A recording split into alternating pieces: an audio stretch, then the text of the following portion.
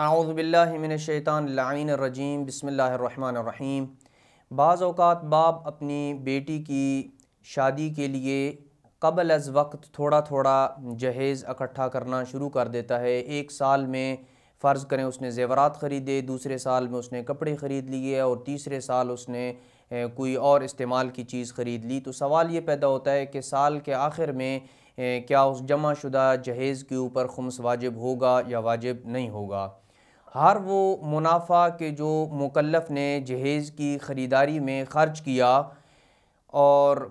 जिस साल उसे मुनाफा हुआ था और उसने उससे जहेज़ ख़रीद लिया, फिर उसी साल उसने उस जहेज़ को इस्तेमाल नहीं किया तो उसके ऊपर खुम्स वाजिब होगा। क्योंकि जिस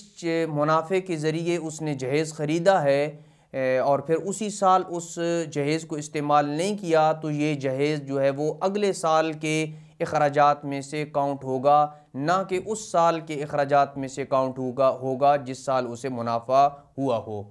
हाँ, अगर उस मुआशरे में ये चीज़ राइज हो कि जहेज़ वग़ैरह और इस किस्म के उमूर जो हैं वो थोड़े थोड़े करके ही तैयार किए जाते हैं और वो अपनी जो हाल है और अपनी जो शान है उससे बढ़ के भी अपनी बेटी को जहेज़ ना दे रहा हो और अगर वो थोड़ा थोड़ा करके जमा ना करे तो वो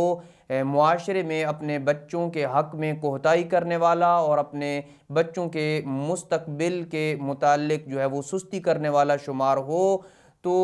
इस सूरत में बशर्त ये कि उसकी ये सुस्ती करना और उसकी कोताही जो है वो मुआशरे में उसकी शान के मुनाफी हो, तो इस सूरत में